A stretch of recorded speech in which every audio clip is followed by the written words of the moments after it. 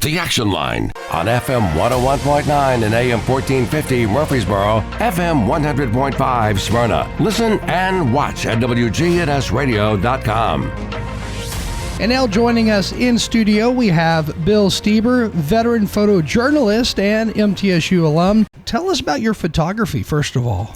Well, first thing I want to give a shout out to the MTSU photo department, which helped me find my path when I took a class back in the mid-'80s, let's just say, and really discovered the creative outlet of photography, and it led me to a long career at the Tennessean as a photojournalist, where I was basically a walk-on in the late 80s and then worked there till early 2000s and had incredible opportunities to photograph. You know, I did the Super Bowl when the Titans played and used to do runway fashion in New York, covered national politics, everything in the world. It was an amazing opportunity. Photography is so interesting because it captures this fraction of a second in time, and you're able to go back and look at it years and years later. I mean, my favorite magazines were Time and Life magazine. Life magazine changed the world by basically holding up a mirror to America and showing it to itself. And there's something really emotionally powerful about the still photograph. I mean, video is great, and we think of some historical moments in video, but mostly we think of them in still photographs. It's like that photograph captures a whole lot more than the video ever could for some reason. And it's something, too, what I love about the process of making photographs is that it cuts through the conscious mind where you have to react almost emotionally and reflexively, and time slows down and you become at one with the moment to capture moments that you don't even know the significance of while you're doing it. It's just a great way to feel alive when you're in that moment. Now, sports photography is one thing, but when it comes to life photography of somebody just living in general, how do you go about blending into the moment so that you don't stand out as a photographer and you end up capturing with the person standing right in front of the camera smiling perfectly? Well, the thing is that it draws on the ability you have to connect with people, and that's one of the things that's great about it. Like, for instance, I've been part of what this film is about is my 30-plus year career photographing blues culture in Mississippi, and there's two kind of principles about that. You know, how do you capture something that's real without interfering? And there's the fly on the wall kind of aspect. And the thing is, I've never really believed in that as much as the full immersion version, where you absolutely become so much a part of a scene. Like, for instance, if you're photographing a juke joint and you're not from the community and you're like, who are you? Who's this guy with a camera?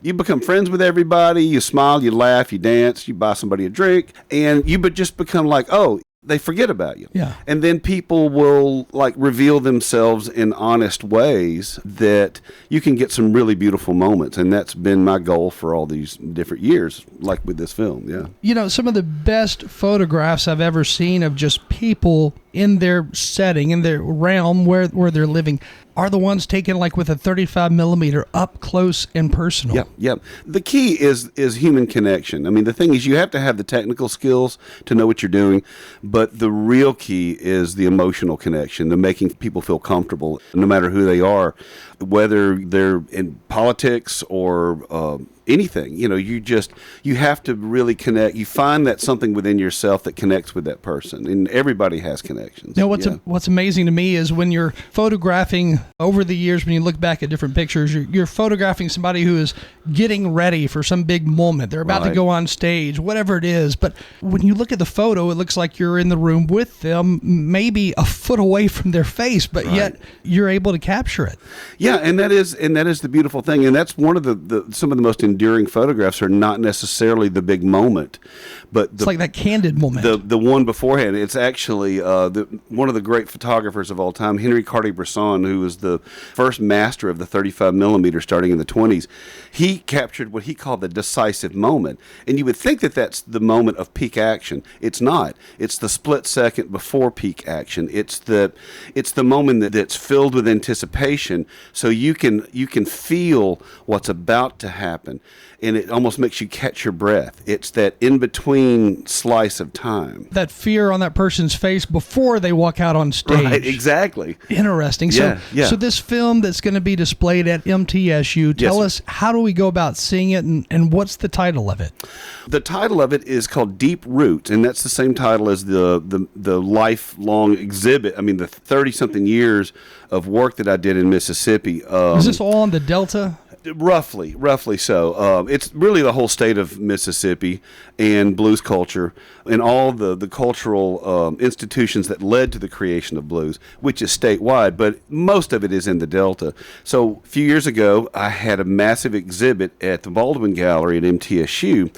And so, backing up a little bit, there's a filmmaker named Robert Muggy, and he is a very famous music documentary photographer. He made a film in 1991 called Deep Blues, and it had a massive impact on my life. When I saw it, I would realize that there's this amazing culture going on in Mississippi that I wasn't aware of, and I started making pilgrimages down there. So, cut to 30 years later, and I've known him over the years, and he decides to make basically a film about my reaction to his first film, which is the entirety of my work and of the local music that I make with the Jake Lake Stompers, which we've been a band for 21 years playing the old music from the 20s and 30s. So he's put together this documentary film about, it's really me as the core in the center of a larger group of several musicians and this work that I've done in Mississippi. And he's filmed at the Linebaugh Library when we were playing there for the music reading program 2 years ago, and me interviewed at the museum, the Baldwin Gallery, showing all that, also in Mississippi with some local musicians. This film that he's put together is going to be shown Thursday at 6 p.m. at 103, room 103, the Bragg MassCom building, and you can park in the big lot beside it after 5:30. I think they don't give tickets after that. And it's a free showing. The great journalist Ron Wynn is going to be interviewing myself and the filmmaker Bob Muggy after the showing, and it's going to be a really good time. There's going to be a lot of folks there, so if you come in, get there early. I know we only have 20 seconds left, but again, it is Deep Roots, the art and music of Bill Steber and friends.